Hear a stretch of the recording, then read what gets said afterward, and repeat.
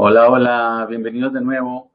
Bueno, como lo dije, estamos en este momento empezando la parte más importante de nuestra agenda académica, básicamente porque se van a dar cuenta que vamos a tener dos referentes de Iberoamérica en los temas relacionados con GovTech.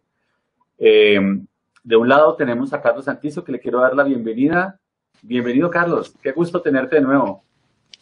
Bienvenido y buenas tardes a todos. Espero que haya sido provechoso hasta ahora todas las charlas tan interesantes que han tenido sobre lo que nos preocupa, las GovTech.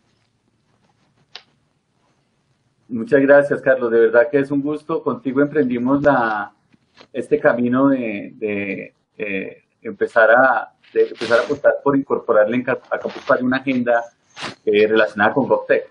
Cuando nadie creía que el tema de emprendimiento y gobierno como que se viera junto. Y eso es justamente la magia del concepto de GovTech. Así Y es. ahora para engalanar este escenario quiero invitar a Idoia Office. Desafortunadamente no la pudimos tener en Colombia hace un año. Nos hemos mandado varios abrazos digitales, pero me encantaría más que fuera presencial. Hola, Idoia. Hola, buenas, ¿qué tal? Muchísimas gracias. Por lo menos así podemos estar, ¿no? De alguna forma u otra, que el año pasado no pudimos, o sea que, oye, mira, esta lógica nueva tampoco viene mal a veces. Y hola, Carlos, aprovecho para saludarte también. Un placer compartir este espacio con vosotros. Bueno, lo podemos hacer aún así gracias a la tecnología. Entonces, bueno, para introducirlos a ellos, quiero comentarles que Carlos Santizo es director de Innovación Pública del Estado del Banco de Desarrollo de América Latina, CAF, y es miembro además del Consejo Asesor en Anticorrupción del Foro Económico Mundial. Idoia, pues es una experta con una amplísima trayectoria, ya que lleva más de 12 años trabajando y estando vinculada al tema de innovación pública, el desarrollo internacional y asuntos gubernamentales.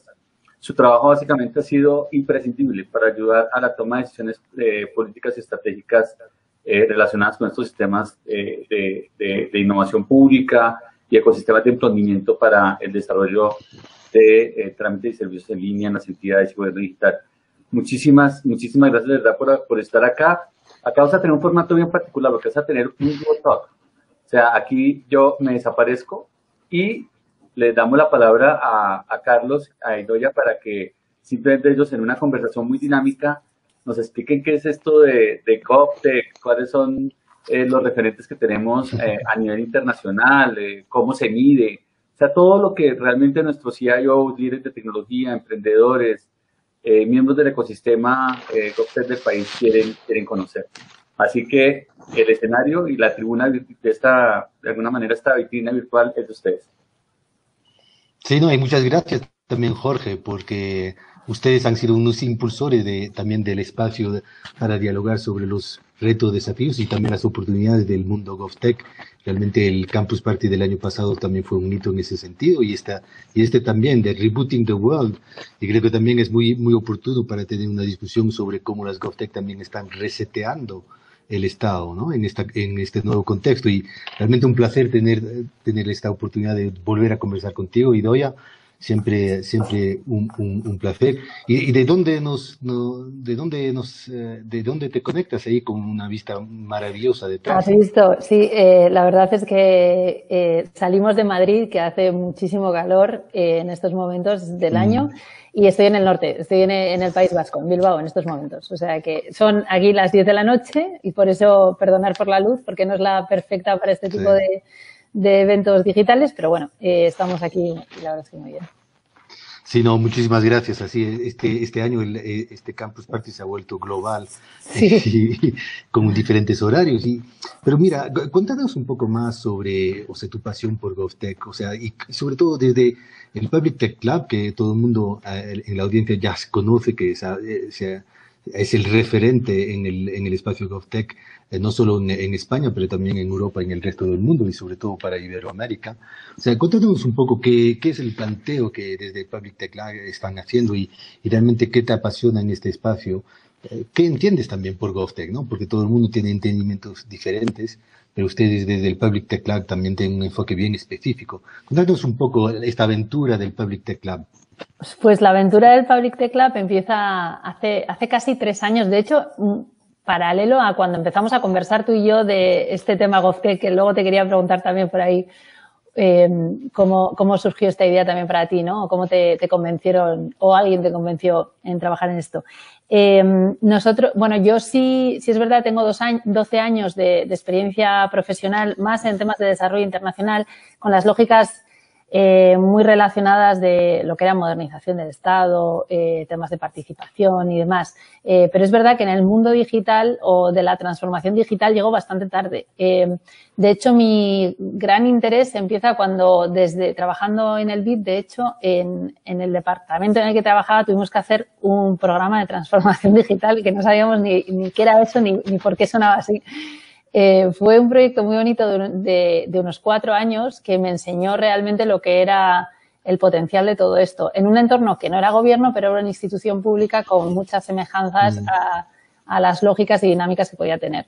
De ahí decidí hacerme un MBA en el MIT y aprovechar ese año no para pasarme después al privado, ni mucho menos, sino para entender qué era esto de la transformación digital o cuáles eran las últimas tendencias. Y es ahí cuando me encuentro con una profesora, Anjali Sastry, que no estaba trabajando temas de GovTech, pero sí en un espacio muy cercano, hacía temas de HealthTech y temas de emprendimiento en este espacio. Y propusimos investigar las dos juntas este nuevo espacio. Era en el 2017-2018 cuando empiezan a surgir de una manera un poco más estratégica este movimiento GovTech en Gran Bretaña. Es cuando aparece el GovTech Catalyst Program, los 20 millones que ponen para financiar pilotos. Cuando nuestros amigos de Public empiezan a surgir y a hacer ruido con su primer informe, era un momento súper interesante. Después de la investigación que hice allí durante un año me di cuenta que esto tenía un potencial tremendo en España, que luego hablaremos, que seguro que nos cuentas tú también mucho de eso. Sí, claro. Y en América Latina nadie estaba moviendo este tema de una forma un poco más estratégica, ¿no? Había gente, por supuesto, trabajando en GovTech, igual que en España, pero igual no se había articulado tanto la narrativa. Entonces pensé que era un espacio súper interesante para trabajar. Hablé con la universidad, les pareció interesante y creamos el lab. A día de hoy, el lab básicamente lo que hacemos son dos cosas. Articular ecosistemas GovTech con programas de innovación abierta para instituciones públicas de una forma muy lean, muy sencilla, a una cosa más compleja como un programa que estamos haciendo, el primer GovTech Lab en España, que es el GovTech Lab Madrid. Y después también damos formación, porque es verdad que vimos que hay que impactar desde fuera, pero también desde dentro, y que hay muchísima necesidad de formación a nivel de transformación digital en las instituciones públicas. Es interesante ver cómo la formación en transformación digital se da sobre todo por parte de consultoras, no de universidades. Esto no es malo, simplemente creíamos que había un espacio de diferenciación para nosotros ahí. Y eso es básicamente lo que estamos a día de hoy en el Public Tech Lab. Y muchísimo más que nos vas a seguir contando un poco para compartir las absolutamente, pero ahora te quería preguntar yo a ti, porque esto va a ser tu entrevista, no sé cómo la han llamado. Mi pregunta de hecho era también en tus orígenes, ¿no? Porque cuando empezamos a hablar de esto, que ya, casi son 3 años, en realidad no era tan evidente que esto podría ser un tema para trabajar, ¿no? Yo me acuerdo muy claramente cómo desde el principio para ti esto fue una agenda. Cuando te pasaste del BID a la CAF era prioritario. ¿Qué es lo que viste en este espacio que dijiste, tenemos que apostar por esto cuando otros muchos no apostaban? Empezando por organismos internacionales, creo que fuisteis los primeros en empezar a trabajar este espacio. ¿Por qué fue? ¿Qué es lo que viste de interés para ti o para América Latina en este espacio? No, sí, y yo también vengo del mundo del desarrollo, pero también mucho de mi trabajo sobre el tema de la gobernanza y la reforma del Estado. Y yo creo que el GovTech, como lo entendemos, realmente para nosotros GovTech son emprendimientos privados que quieren innovar y trabajar con el sector público apalancando datos, apalancando nuevas tecnologías y nuevos tipos de innovaciones, en particular de entender mejor los comportamientos en el sector público. Yo creo que es la historia, si quiere, de dos mundos que no tenían que encontrarse, o el encuentro de dos mundos que nunca tenían que encontrarse. Por un lado, la burocracia, Y llevamos 30 años haciendo reforma del Estado, modernización del Estado, y creo que con resultados que han sido no tan buenos como los esperados. Y el otro mundo de las startups digitales, ágiles, con un crecimiento exponencial, ¿no? Entonces, dos ritmos de cambio diferentes. Y creo que el espacio GovTech es algo muy fascinante y muy una apuesta, no solo una apuesta, pero también una oportunidad única de encontrar estos dos mundos de la reforma de las burocracias y de la reforma y la modernización del Estado con el emprendimiento digital. Y estos dos mundos nunca se hablaron mucho, pero creo que hace algo como 10 años empezó mucho un movimiento donde desde el sector público se veía un afán por innovación pública, de hacer las cosas de manera diferente, y que también igual está vinculado a un cambio de generación en muchas de nuestras administraciones públicas, con una nueva generación igual más joven que quieren cambiar la manera de hacer las cosas, y también unas sociedades más urbanizadas, más conectadas, más jóvenes, que están exigiendo al sector público lo mismo que consiguen en el sector privado o en sus aplicaciones. Entonces yo también un poco fascinante ver cómo estos dos mundos se podían complementar y construir alianzas público-privadas, si quieres, para la innovación en el sector público, para dinamizar, digamos, el Estado en un momento antes de la crisis, donde ya se esperaba más y mejor servicios públicos, y que creo que con la crisis, que vamos a hablar también en esta charla, aceleró, ¿no? Lo que antes era importante ahora es imprescindible en muchos casos. Y creo que ahí es lo fascinante en el espacio de transformación y modernización del Estado, las GovTech entendidas como estos emprendimientos privados que vienen desde la sociedad civil, pues pueden contribuir a mejorar lo público, porque hasta entonces, hasta este movimiento, mucho se hacía evitando el Estado, ¿no? Pidiendo rendir cuentas y mayor transparencia, que es importantísimo, pero realmente, como se dice en inglés, engage with, ¿no? Trabajar con y a través del sector público. Y creo que muchos de nosotros que trabajamos en estos temas, pues es lo fascinante, ver cómo se pueden juntar estos dos mundos que no estaban hechos para juntarse. Y en Francia, de donde soy también, cuando empezó en particular el presidente Macron, hubo, inclusive antes, todo un movimiento sobre lo que se llaman las startups de Estado, que para mí me parecía una contradicción en términos, sí, pero que finalmente es un poco el espíritu, ¿no? De poner el Estado en modo startup para que sea más innovador, experimentador, y al final mejorar la vida de la gente. O sea, creo que es eso que nos lleva todo en este trabajo de poder apalancar innovaciones públicas y privadas para mejorar la vida de la gente y la manera en que el Estado se relaciona con el ciudadano y lo pone al centro de sus preocupaciones. Porque ahí es mucho de lo que nos motiva. Y esta motivación, ¿cómo la ves en el contexto del COVID, ¿no? Porque esto creo que lo hemos hablado en alguna otra charla. Por una parte, mucha gente, creo que como nosotros, está muy motivada, sí, porque vemos, mira, dentro de esta gran crisis que ha sido tremenda y está siendo tremenda, están pasando, vemos que estamos retrocediendo en muchas cosas, pero por otra parte, en este espacio GovTech parece que es una oportunidad. La pregunta es si es una oportunidad coyuntural, que después, dentro de 2-3 meses o cuando termine esto que tenga que terminar, ya no se va a dar más.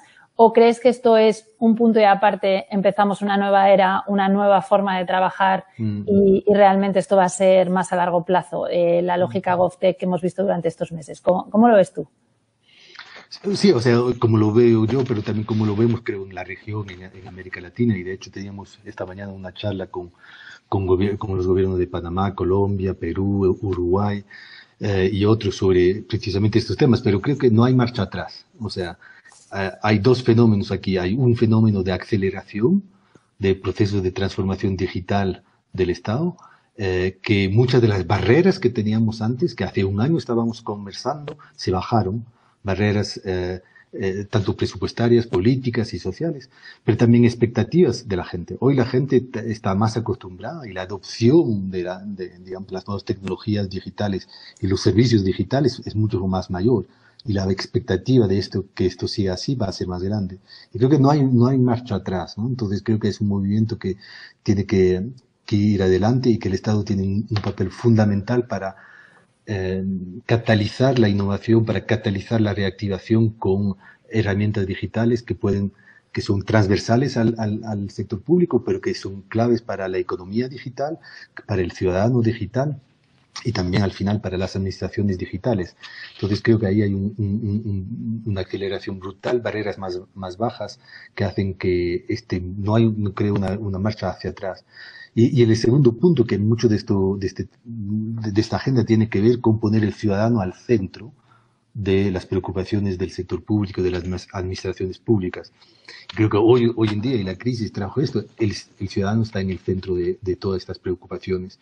Y es increíble ver en la región países como, estamos hablando con el gobierno de Panamá, por ejemplo, que han podido ahora bancarizar los no bancarizados, identificar los no identificados a través de herramientas digitales en solo un mes por la emergencia.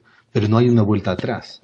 Creo que la ciudadanía se ha vuelto digital en este sentido y creo que también esta agenda GovTech lo que plantea también es la necesidad de un pacto digital que sustenta la reactivación económica, y ese pacto digital es un pacto entre sector público y sector privado, y aquí las startup GovTech tienen un papel fundamental, pero más allá también el tema de el pacto digital entre el Estado y el ciudadano. Creo que muchos de los temas que hemos visto también con mucha relevancia antes, que ahora están cobrando una nueva importancia, es el tema de los datos, la gobernanza de los datos, la privacidad, el equilibrio entre privacidad de datos y bien común, ¿no? Y uso común.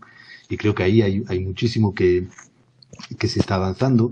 Y creo que estamos también viendo en la región, también mirando mucho a la experiencia de España en estos temas, porque claramente hay diferentes modelos de pensar los datos, unos que son datos que son del Estado, otros que son datos que esos datos son del sector privado, de las telecom, y otros que es del ciudadano mismo.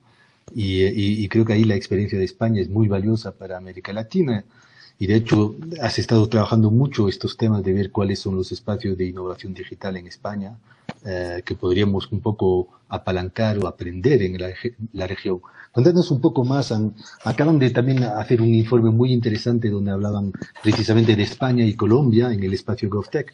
Pero háblanos un poco más de cómo ves en España algunas de esas barreras que han evolucionado y las oportunidades que se presentan. Igual hablando un poco más del debate sobre los datos en España, cómo se está dando. Pues sí, son muchas cosas. A ver, España, el espacio GovTech en España yo creo que está en un momentum perfecto, y creo que también fue reflejado eso en el índice que luego te quería preguntar por eso, en el índice que hicisteis vosotros, que sacasteis hace poco. Están las piezas, pero es verdad que otra vez faltaban las narrativas para articular estos ecosistemas, y creo que es, en nuestro caso, en el trabajo que humildemente estamos haciendo, creo que es lo que estamos consiguiendo, ¿no? Intentar, de alguna forma u otra, dar nombre, dar espacio, dar visibilidad a lo que ya antes estaba pasando e intentar identificar esas barreras de forma algo más clara para poder, entre todos, buscar soluciones al respecto. Las barreras que encontramos en España creo que son las comunes en todos los países. Lo que pasa que en unos espacios están de forma más atenuada o están más agudos o lo que sea, pero en diferentes lados. Pero yo diría que al menos son las siguientes. La primera, la cultural. O sea, primero hay un choque frontal desde la forma que habla un startupero a la forma que habla un funcionario o un trabajador público. Las lógicas de incentivos que son parte de esa cultura son también diferentes. O sea, el incentivo de un funcionario, de la mayoría, estoy siempre generalizando, es seguir el trámite y cumplir con ese trámite. Mientras que el objetivo de un emprendedor es enfocarse a dar el mayor valor al usuario de su determinado producto o servicio. Como decía, el lenguaje es totalmente diferente, los ritmos son diferentes. Lo del tema de los ritmos es un tema importante en una segunda barrera, que es el modelo de negocio que tienen las startups.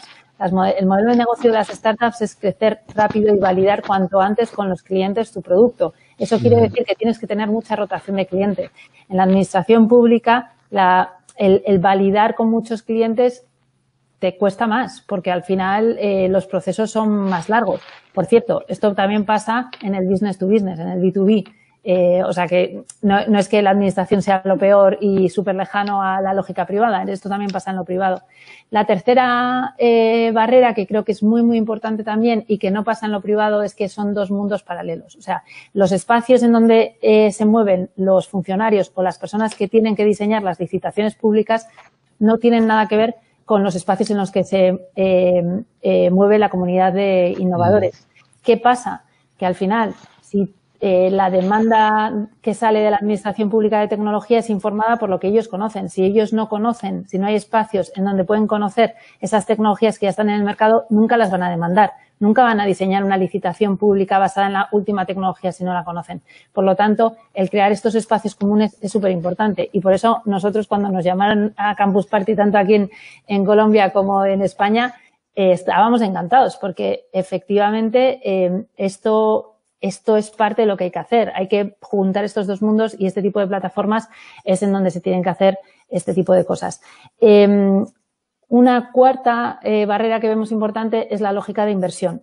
La lógica de inversión es básicamente decir que los fondos de capital riesgo no les suele gustar demasiado ver un modelo B2B o B2G, clientes públicos en el modelo de negocio de las startups en las que invierten. Esto también está pasando y depende, porque también vemos que las empresas que ya han demostrado que tienen cierta atracción es un modelo más con unos economics claros que pueda interesar o no a un inversor, pero al principio esto sí suele ser un obstáculo. Entonces, por lo tanto, es otra barrera.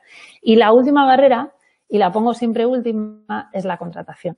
La contratación, por supuesto, la ley de contratación y los procesos de contratación de compra pública son una barrera porque en la mayoría de los países están planteados para otro tipo de producto y servicio, no el tecnológico y menos el tecnológico que vemos a día de hoy, que cambia cada 3 meses. Entonces, sí, es una barrera, pero no es la única y lo que siempre defendemos, por lo menos, y esto pasa en muchas conversaciones que he tenido y me lo han asegurado. Lo que pasa en España con la ley de contratación pública no es tanto que es una mala ley, es que no se aplica en toda su extensión. O sea, que se aplica como siempre, pero que la ley en sí puede dar muchos espacios para eso. Por lo tanto, la ley de contratación sí es una barrera, pero no la única. Y yo siempre suelo terminar esto de las barreras diciendo que, aunque tengas la mejor ley de contratación pública, si no sabes trabajar en base a problemas, si no sabes acercarte a nuevos proveedores, si no sabes experimentar antes de comprar a escala, vas a comprar mal, aunque tengas la mejor ley de compra pública. Por lo tanto, esto lo vemos en España también. De forma algo menos atenuada, o sea, algo menos compleja que en otros países puede ser. Pero lo cierto es que son esas barreras. La oportunidad que yo veo en España, a ver, en España no somos muy innovadores. En España somos muy seguros y creamos infraestructuras digitales buenas.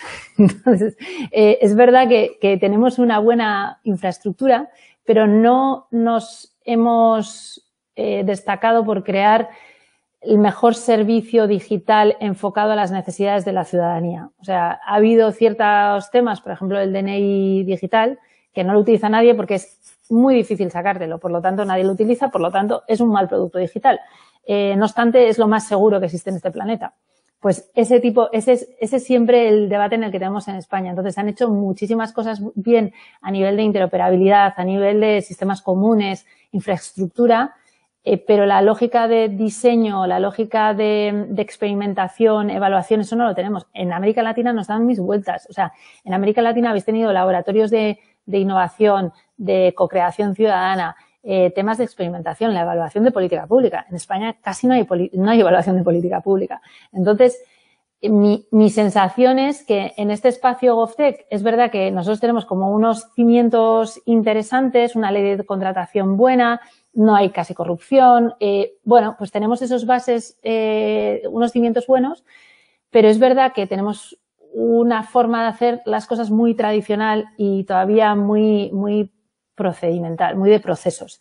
Mientras que creo que en América Latina la cosa positiva que creo que tenéis en la mayoría de los países, especialmente en Colombia, porque la verdad es que hemos visto un apetito fundamental en este espacio GovTech por las instituciones colombianas, que es genial verlo, es que, bueno, hay muchas ganas de probar, se toma más riesgo que lo que se toma en España y por lo tanto creo que es un espacio muy interesante al que vamos a tener que mirar muy de cerca los próximos años.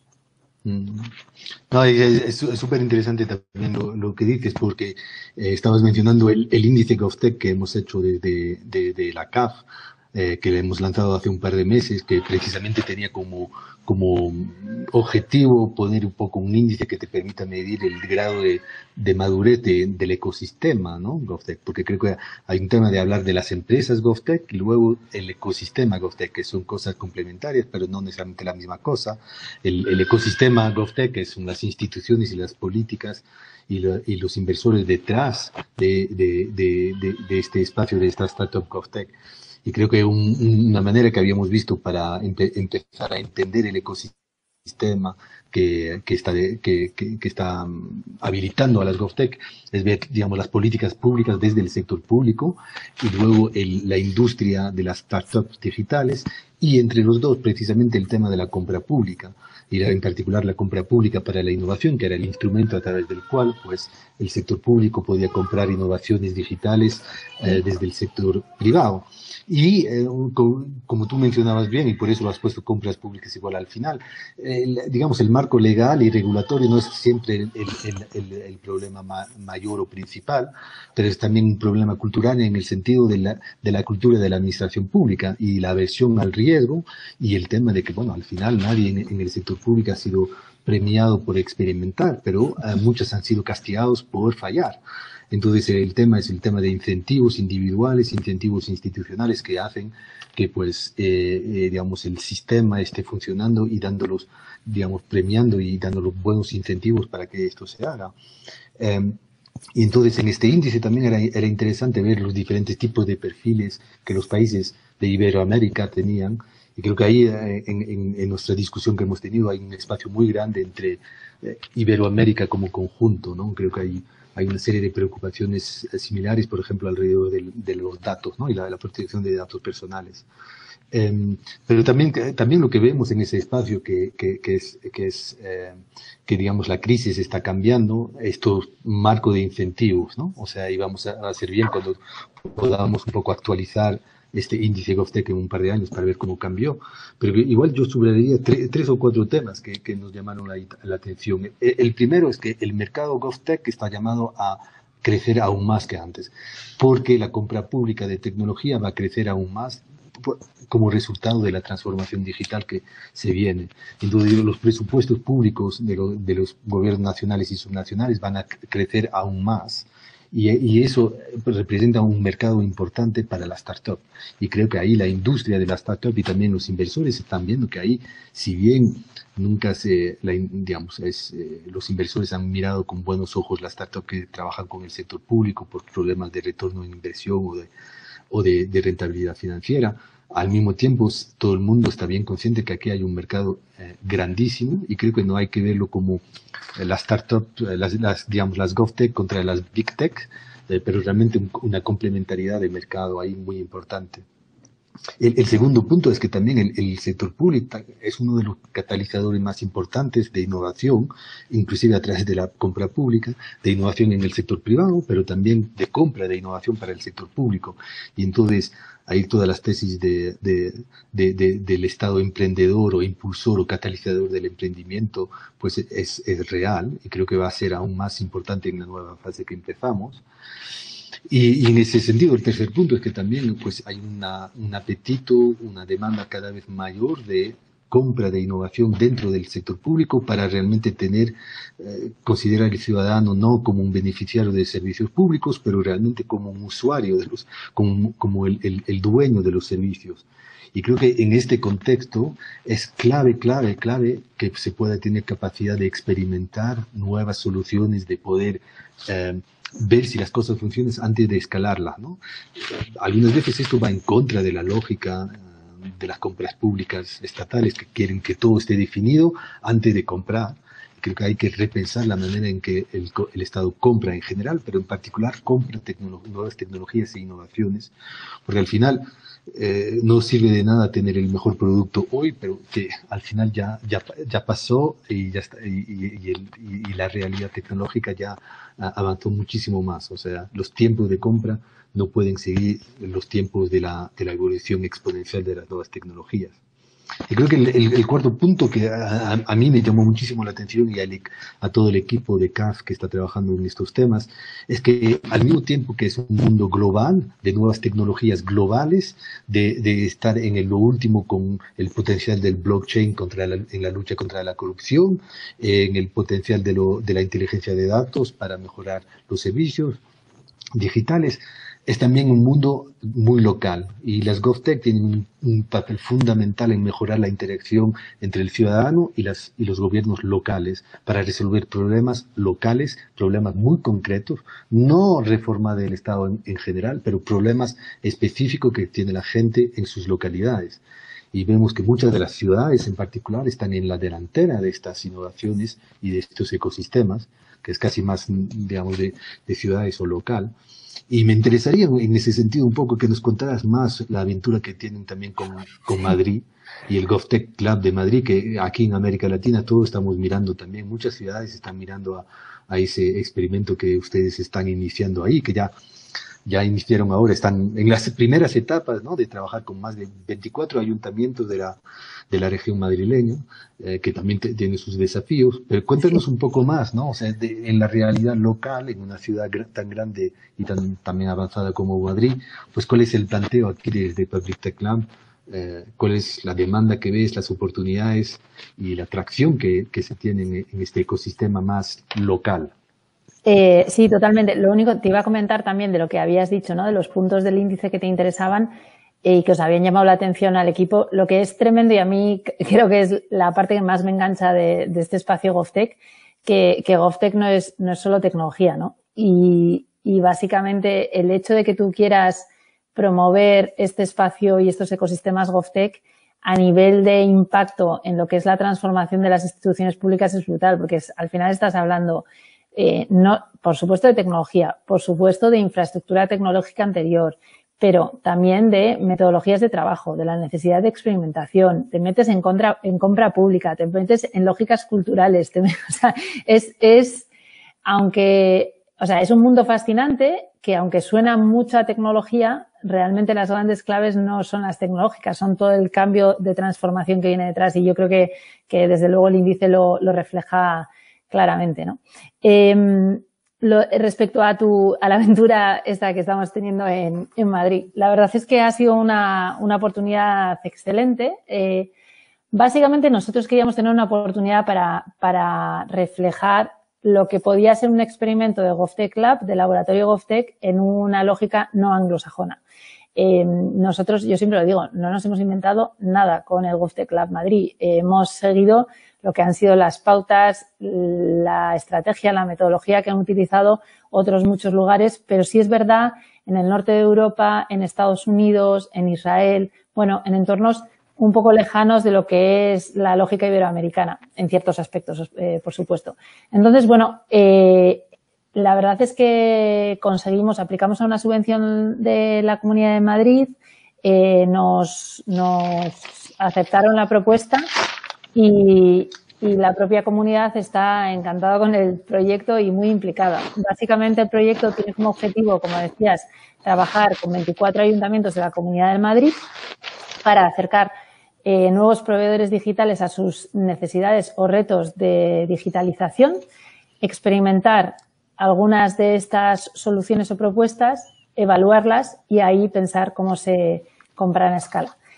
Básicamente nosotros utilizamos metodologías de innovación abierta para hacer este programa y hacemos además o nos apalancamos mucho en formación, porque otra vez pensamos que esto no va de identificar una solución tecnológica para un problema específico, que también, pero esto va de cambiar las formas de trabajar.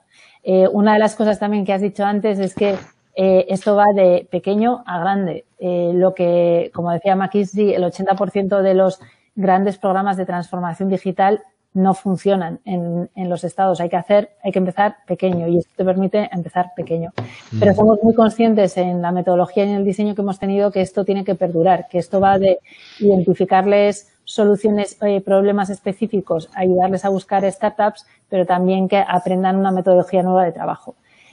Básicamente, nosotros empezamos con cada uno de los ayuntamientos, identificamos 12 ayuntamientos cada año que trabajan con nosotros. Son ayuntamientos de los más grandes a los más pequeños. Trabajamos con el Ayuntamiento de Madrid hasta con Collado Mediano, que es que si nos ven, no sé si estará, no, creo que estará todo el mundo dormido, no se está viendo nadie, pero básicamente, quién sabe, exacto. Es un pueblito precioso de la Sierra Madrileña, 7.000 habitantes. En el equipo de este ayuntamiento está metida la alcaldesa, en el equipo que forma parte del GovTech Lab Madrid. Claro, en ayuntamientos tan grandes como el Ayuntamiento de Madrid está metido toda la Dirección General de Innovación. En otros ayuntamientos como Las Rozas o Alcobendas, que son ayuntamientos, pues igual estaremos hablando de 180.000, 200.000 habitantes, pero con un potencial económico brutal, están metidos diferentes concejales. Bueno, pues cada equipo de gobierno tiene tiene identificado la gente que quiere participar en este programa, pero todos ellos saben que es un programa, otra vez, que les ayuda a empezar a trabajar de otra forma y, sobre todo, mover esta bandera de la innovación dentro de su ayuntamiento. Con ellos nos juntamos un día, con metodologías de diseño intentamos identificar un reto. Obviamente, para identificar un reto o un challenge necesitas más de 6 horas, pero es verdad que obviamente no lo tenemos todo ese tiempo, pero por lo menos lo que les incentivamos es que no vengan al programa con retos solucionistas, o sea, que no nos vengan al programa diciendo quiero blockchain o quiero machine learning o quiero, no, o sea, nosotros lo que intentamos, no, déjate de tecnología y enfócate en un problema. Y con las metodologías de diseño que hacemos les obligamos a enfocarse más al ciudadano, no tanto en los problemas de trámites que puedan tener, o sea, en la necesidad. Con esto sacamos retos específicos de cada uno de los ayuntamientos.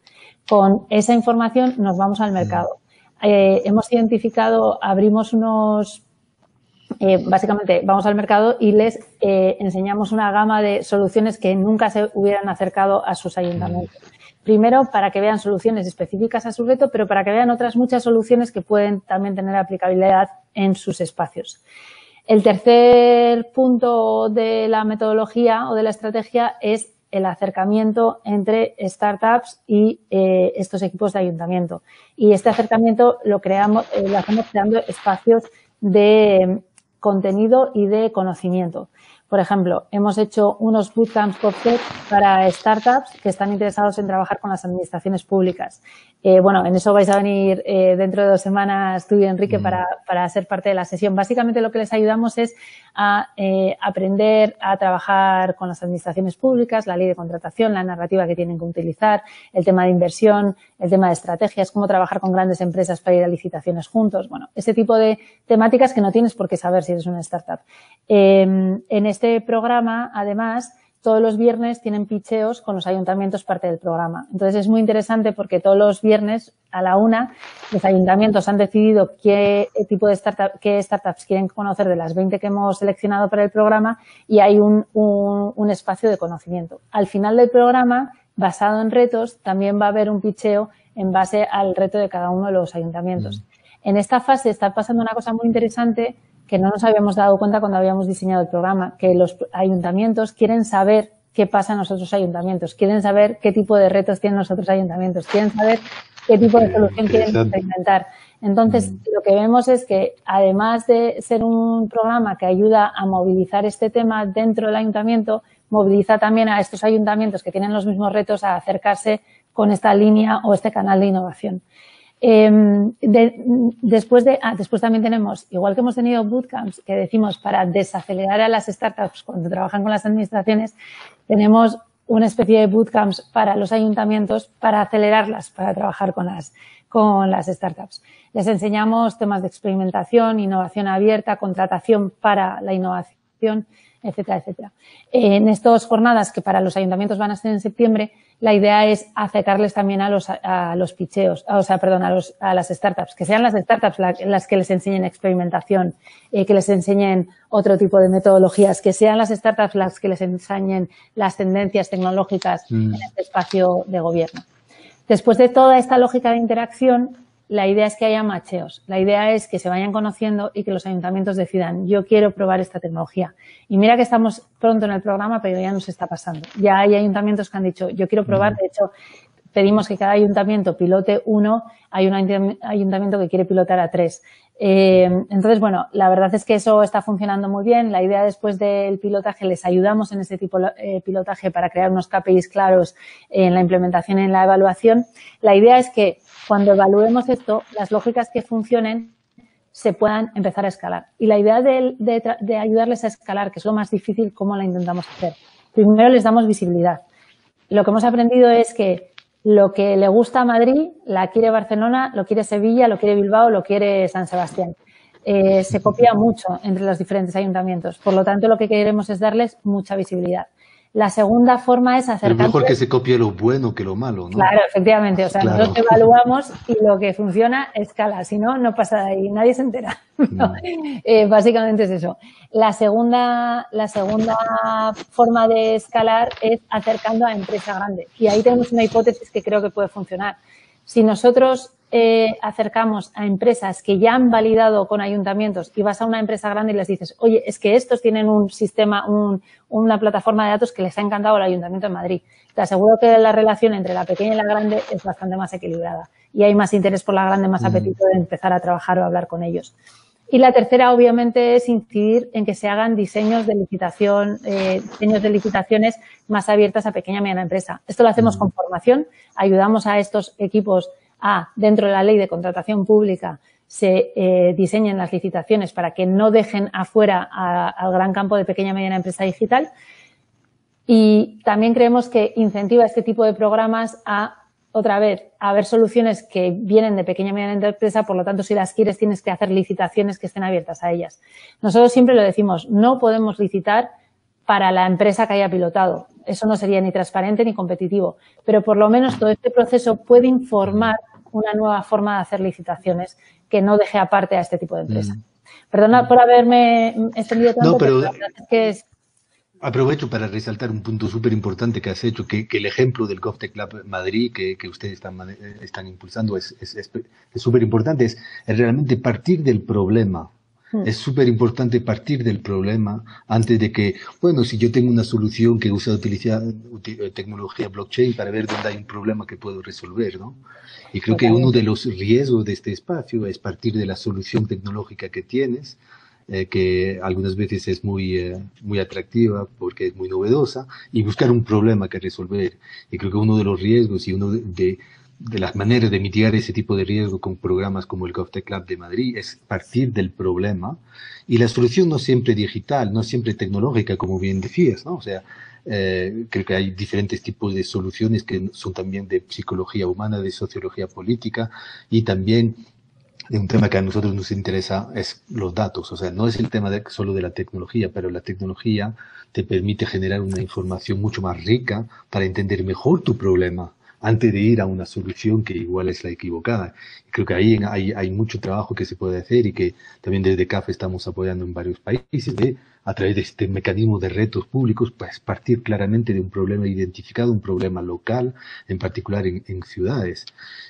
Ahí hay un tema claramente que, pues, es verdad que la región también, América Latina, puede aprender mucho de España. Creo que España también puede aprender muchísimo de América Latina, en particular en algunas ciudades, donde es increíble el dinamismo que tiene este mundo, este ecosistema. Hay un compromiso de la gente, tanto en gobiernos locales o nacionales como en las startups digitales. Realmente hay un dinamismo ahí que es muy un viento fresco, ¿no? en nuestro debate de reforma del Estado. Pero también son mundos diferentes, ¿no? Y los problemas son diferentes, volviendo a ese tema del problema.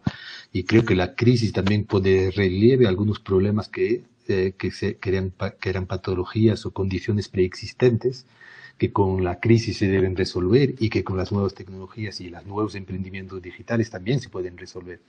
Problemas como la informalidad de las economías de América Latina, que hace muy difícil poder llegarle con las ayudas que muchos gobiernos están desplegando a la gente que lo necesita porque son trabajadores informales. También hay temas muy fuertes y patologías preexistentes de desigualdades entre poblaciones, entre regiones. O sea, América Latina sigue siendo la región más desigual del mundo y entonces el tema de acceso a servicios pues es diferenciado y creo que por ejemplo, la crisis sanitaria pues pone de relieve que la salud pública es imprescindible y que es de todos, o sea que nadie se salva y entonces hay que realmente entender el bien común que es la salud pública, que esto va en contra un poco de la tradición de desigualdad. Y hay un tercer problema muy grande en la región que pues es la corrupción, que es endémica y que vemos en muchos casos que también afecta a la ayuda y de hecho creo que una de las cosas que son bastante positivas en estos escándalos de corrupción que ya están brotando en muchos países de la región, es la celeridad con la cual se han podido detectar mientras la pandemia y mientras las compras de emergencia estaban siendo realizadas. Y digamos, los tiempos de la lucha contra la corrupción también se acotaron gracias algunas veces a estas nuevas herramientas. Aquí las GovTech también las vemos muy activas en la región para resolver estos problemas fundamentales que son la informalidad, la desigualdad y la corrupción. Varias de las startups GovTech con las cuales trabajamos han desarrollado muchas soluciones para poder prevenir, detectar casos de corrupción en las compras públicas de emergencia. Porque ahí hay un tema que es, digamos, importante tomar en cuenta realmente la especificidad de tu contexto y América Latina es diferente. Y también algunas veces las innovaciones que se dan a nivel local en América Latina que son muy valiosas para España o Portugal o digamos en el contexto iberoamericano. Creo que ahí hay un debate muy interesante que podemos seguir adelante.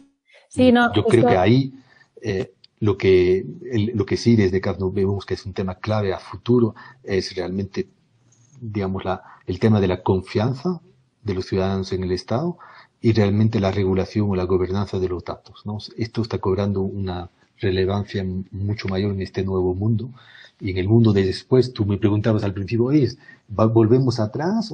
No, creo que en los temas de datos para el bien común, pero también los problemas de ciberseguridad, de seguridad de datos personales, es un tema que vamos a tener que enfrentar como región y creo que el espacio iberoamericano es idóneo para poder ir adelante con este debate. De hecho, te quería preguntar, y yendo un poco para el futuro, bueno, presente, futuro, ¿no? Estáis súper activos en el tema, o sea, el índice ha sido ahora, pero estáis con el GovTech Lab. O sea, está claro y está quedando patente con el trabajo que estáis haciendo que esto tiene sentido para un organismo internacional. Quizás hace 2, 3 años esto lo veían como algo pequeño, pero creo que el potencial de este espacio ha quedado más que validado. ¿Por qué crees que un organismo internacional como CAF tiene un diferencial en este espacio? ¿Qué es lo que podéis hacer que otros no pueden hacer? ¿Y cuáles son vuestros planes, ¿no? A día de hoy para el futuro? Sí, no, es una buena pregunta porque como institución de desarrollo no somos privados tampoco, ¿no? En ese sentido. Y yo creo que más que el aporte diferencial es cuál es la adicionalidad de instituciones como la CAF, que es un banco de desarrollo, y creo que esto se va en el tema de adicionalidad y sobre todo cerrar brechas que el mercado no cierra, ¿no? Y entonces vemos que en el espacio GovTech hay una brecha que todavía no se cierra entre una demanda de innovación para resolver problemas por los dueños del problema que están en el sector público y una oferta de soluciones que podrían ser relevantes a estos problemas. Y entre esta oferta de soluciones y esta demanda por soluciones no se encuentran en este espacio GovTech porque hay una brecha, no sé si es una brecha, una falla de mercado que igual es alrededor de la compra pública, pero que va más allá en los incentivos del sector público en general. Entonces, ahí pensábamos que teníamos un rol para cerrar esta falla de mercado, esta brecha de mercado, en el sentido de poder facilitar que la demanda y la oferta de soluciones innovadoras o digitales se pueden encontrar hasta que se cierra por el mercado en el mismo. Y entonces hemos articulado un conjunto de servicios que estamos desplegando. El índice es parte del primer paquete de trabajo que hemos estado invirtiendo, que es alrededor de conocimiento, ¿no? De entender mejor de este espacio, y el índice pues es parte de este trabajo. Y de hecho luego vamos a hablar también del informe que vamos a publicar con ustedes sobre este espacio. Pero realmente hay una necesidad de generar mayor entendimiento de este espacio, potenciales y barreras y desafíos que este tiene. Un tema que nos hemos centrado mucho fuertemente en esta generación de conocimiento diferenciado es cuál es el retorno de la inversión, el valor público, el impacto social que estas GovTech tienen cuando un municipio, por ejemplo, decide trabajar con ellas, ¿no? Que realmente aquí no estamos hablando de caridad, estamos hablando de efectividad de los servicios públicos, y que hay, de cierta manera, un retorno en inversión para el Estado trabajar con este tipo de empresas. Y entonces lo hemos documentado en varios casos, como en Colombia, en México, en Argentina, en Brasil, para ver un poco en este espacio, pues hablar también de que ahí cómo se mide este valor público, este impacto social que estas empresas están dando a los gobiernos.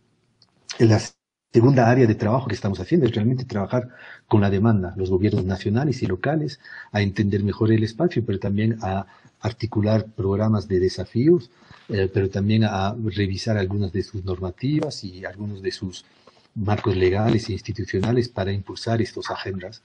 Aquí con Colombia, por ejemplo, estamos trabajando muy de la mano con el gobierno, en particular Impulsa y el DNP, para realmente dinamizar el ecosistema.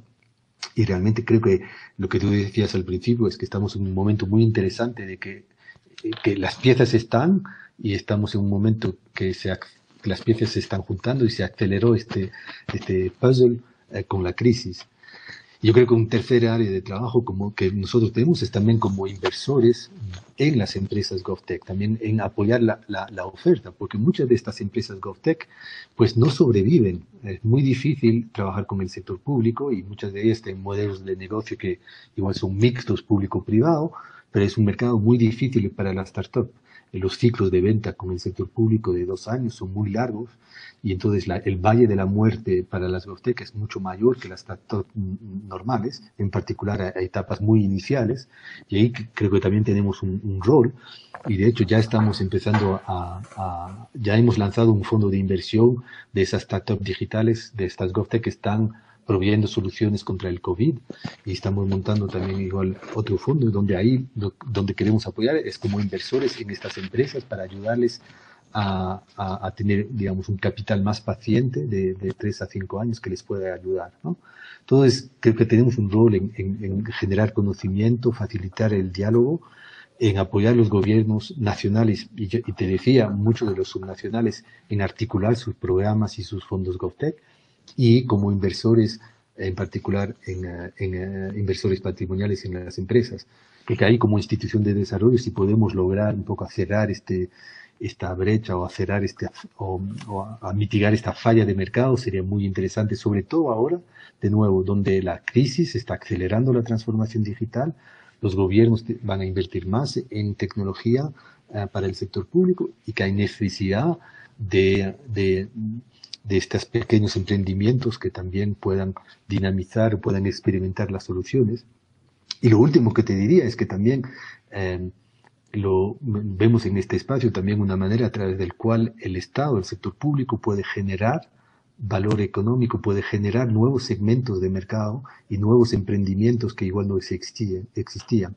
Muchos de los países de la región, Colombia siendo uno, España otro, pero muchos de los países de la región han invertido muchísimo en el tema de datos abiertos, datos gubernamentales abiertos, creo inicialmente por una preocupación por transparencia, pero también ahora mucho más también porque estos datos que el gobierno y el sector público posee, que se pueden abrir al exterior, te generan, digamos, te pueden generar nuevos segmentos de crecimiento económico cuando más los necesitamos. O sea, la economía de los datos, inclusive la economía de los datos públicos abiertos, pues es brutal, y creo que ahí hay un potencial enorme. Entonces hay estas dinámicas donde vemos que hay brechas, que hay fallas de mercado, entre comillas, como dicen los economistas, donde instituciones de desarrollo como la CAF y otras podemos lograr a cerrar en los años que vienen. Y de hecho, sobre esto, volviéndote la palabra, porque también una de las cosas que estamos haciendo es buscar socios. Nos encanta asociarnos, nos encanta hacer cosas. Como se dice que uno va rápido solo, pero lejos acompañado. Y entonces creo que el sumar fuerzas es importante. Y en este contexto también estamos preparando aquí para la audiencia un informe sobre GovTech en Iberoamérica, que es un seguimiento del índice y de otros trabajos, pero que va con más recomendaciones de política pública para los inversores. ¿Que nos cuentas más también entonces de un poco de un preview de este informe conjunto entre el Public Tech Lab y CAF? Y Carlos, que lo sepas que casi llevamos una hora hablando, o sea que espero que nadie se haya aburrido. Nosotros, desde luego, yo estoy disfrutando mucho de la conversación. Pues sí, efectivamente tuvimos la oportunidad de hacer esto juntos. Para nosotros fue una gran oportunidad porque obviamente ir de la mano de una institución como CAF era, no estáis locos, esto tiene algo de sentido si es de la mano de unas personas como vosotros, ¿no? Para nosotros ha sido una gran oportunidad, hemos aprendido muchísimo y una de las cosas que yo estoy, creo, muy orgullosa de lo que ha salido es que más allá de traer en un mismo documento lo que está pasando, cuáles son las tendencias, cuáles son las oportunidades, cuáles son las barreras, lo que me parece súper interesante es que terminamos con unas acciones, o sea, recomendaciones muy, muy específicas para las personas que quieren dinamizar este ecosistema GovTech. Y creo que eso no es tan habitual en este tipo de informes y creo que eso se ha conseguido bastante.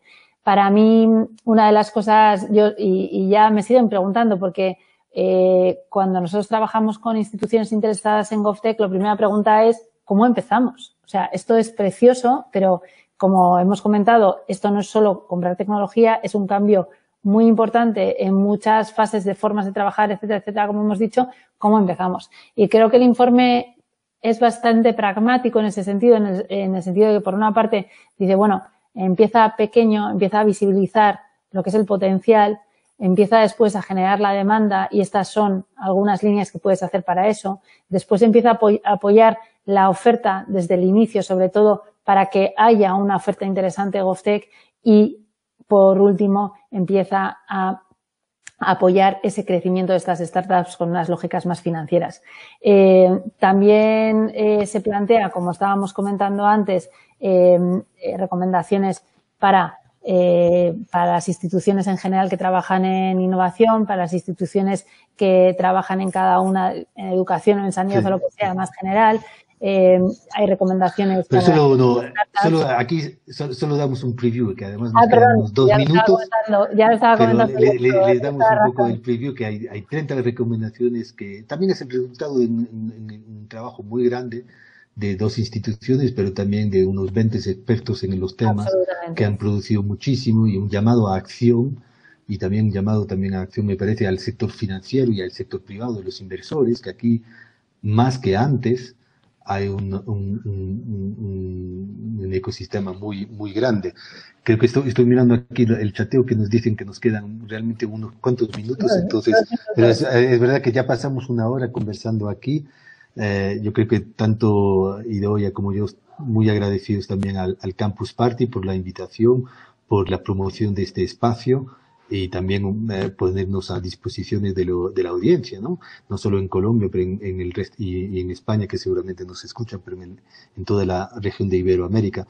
Yo solo para un poco entendiendo el tiempo y no sé que nos digan cuándo nos cortan, que no sé cuándo es, pero realmente creo que lo interesante aquí en esta asociación también entre el Public Tech Lab y la CAF es que en el espacio iberoamericano hay algo que es especial, ¿no? Que le hace una identidad en este mundo, digamos, de la innovación y de las startups.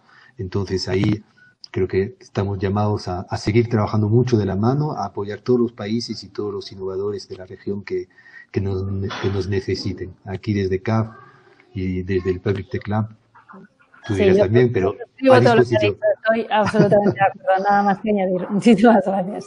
y Jorge ya lo vuelvo a ver. No, yo feliz, esto ha sido un diálogo absolutamente enriquecedor, la verdad ha sido espectacular. Muy buenas noches, Idoia, en España, que Sí, no hice en la introducción, no informé que tú estabas en España y que nos habías unido. Bueno, se ha visto por el fondo. A Carlos lo adoptamos aquí en Colombia, ya es colombiano por adopción, sí, y así tenemos es. ese privilegio.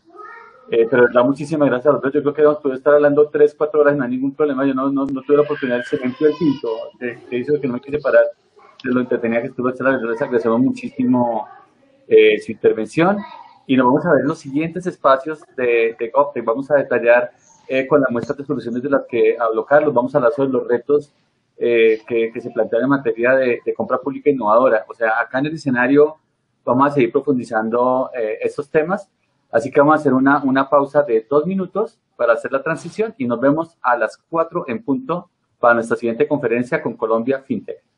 Muchas gracias.